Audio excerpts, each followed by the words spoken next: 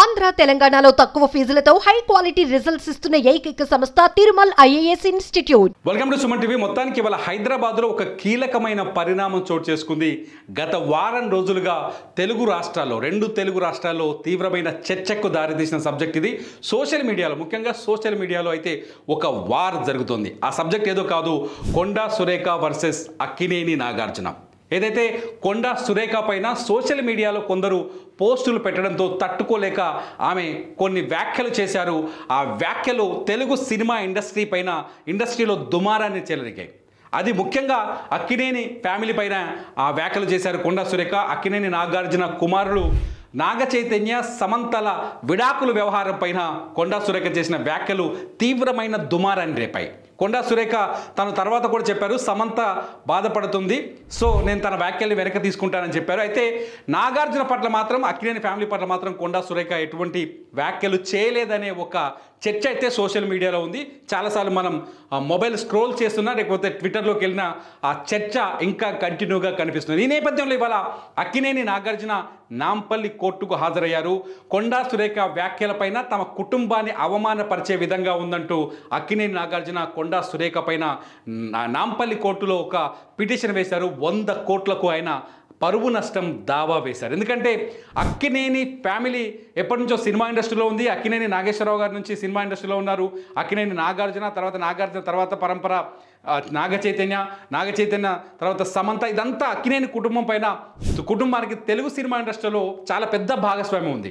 Akkineni family పైన కొండా సురేఖ వ్యాఖ్యల తర్వాత తెలుగు సినిమా ఇండస్ట్రీ అంతా తొలిసారి ఒక్కటిగా కనిపించింది. అందరూ హీరోలు కావచ్చు, నటులు కావచ్చు, ప్రతి ఒక్కరూ మంత్రి గారి వ్యాఖ్యలు సరిగా లేవు, వెనక్కి తీసుకోవాలి, క్షమాపణ చెప్పాలంటూ కామెంట్ చేశారు. అనేక మంది ఇబ్బందికరంగా ఉన్నాయని, జుగుప్సకరంగా ఉన్నాయంటూ వాళ్ళ భావనని వ్యక్తం చేస్తూ వచ్చారు. అయితే ఈ నేపథ్యంలో అక్కినేని నాగార్జున ఇవాళ నాంపల్లి కోర్టును ఆశ్రయించారు.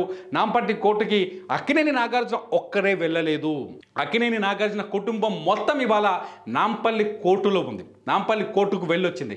అక్కినేని నాగార్జున వెళ్ళారు, అమలా వెళ్ళారు, నాగ చైతన్య వెళ్ళారు, అక్కినేని సుప్రియ ఎవరైతే నాగార్జున కోడలు ఆవిడ వెళ్ళారు, అక్కినేని నాగార్జున సిస్టర్స్ కూడా వెళ్ళినట్టుగా కొంత మనకు సమాచారం ఉంది. మొత్తం కుటుంబ సమేతంగా ఇవాళ ఆ నాంపల్లి కోర్టులో హాజరై తమ బాధను, తమ ఆవేదనను కోర్టుకు విన్నవించుకున్నట్టుగా మనకు కొంత సమాచారం తెలుస్తుంది. అయితే నాగార్జున తరఫున నాగార్జున వాదనలు విన్న నాంపల్లి కోర్టు నాగార్జున రేపు మళ్ళీ కోర్టుకు రమ్మని ఆదేశాలు జారీ చేసినట్టుగా తెలుస్తుంది. రేపు వచ్చి తన స్టేట్మెంట్ని రికార్డు చేయాల్సిందిగా జడ్జి సూచించినట్టుగా తెలుస్తుంది.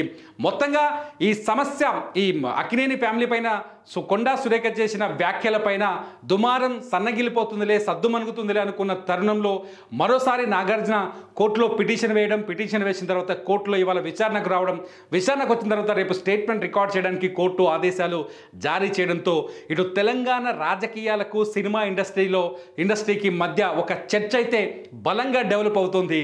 అక్కినేని వర్సెస్ కొండా సురేఖ వ్యవహారం ఎంతవరకు వెళ్తుంది, ఎంత దూరం వెళ్తుంది అనేది ఇప్పుడు ఆసక్తికరంగా మారుతుంది. కొండా సురేఖ తన వ్యాఖ్యలపైన కొంత విచారం వ్యక్తం చేసినప్పటికీ కూడా నాగార్జున మాత్రం తన కుటుంబ పరువుకు సంబంధించిన అంశం అంటూ ఆయన తీవ్ర మనోవేదనతో ఉన్నట్టుగా తెలుస్తోంది. అయితే ఇటు కొండా సురేఖ లాయర్ నిన్న కొంత కాంట్రవర్సీ వ్యాఖ్యలు చేసినట్టుగా తెలుస్తోంది. ఎవరైతే నాగార్జునకు మద్దతు ఇస్తున్నారో వాళ్ళందరిపైన కూడా మేము మళ్ళీ చర్యలకు సిద్ధమవుతామని ఆయన నిన్న వ్యాఖ్యలు చేసినట్టుగా సోషల్ మీడియాలో కథనాలు కనిపిస్తున్నాయి. చాలా వెబ్సైట్లు ఈ వార్తను రాశాయి, కనిపిస్తుంది చాలా స్పష్టంగా.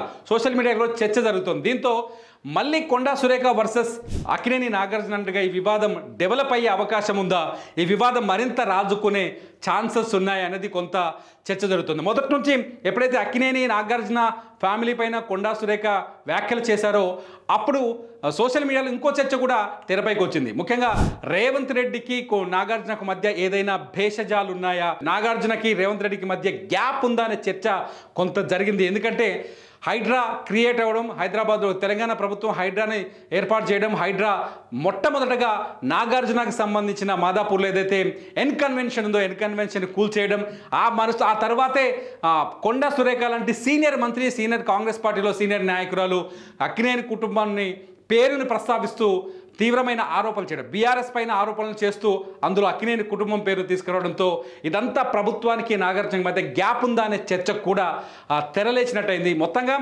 నాగార్జున కొండా సురేఖ వివాదం ఎక్కడికి వెళ్తుంది, ఇంకా ముందుకెళ్తుందా, ఇంకా దుమారం చెలరేగే అవకాశం ఉందా, ఏమైనా టర్న్ తీసుకుంటుందా? ఈ మధ్యలో క్యాబినెట్ విస్తరణ అనే పేరు వచ్చినప్పుడు కొండా సురేఖకి ఛాన్సెస్ తగ్గుతాయా పెరుగుతాయా అనే చర్చ కూడా జరుగుతుంది. ఇదంతా సోషల్ మీడియాలో జరుగుతున్న అంశం, నేను చూస్తుంది కాదు.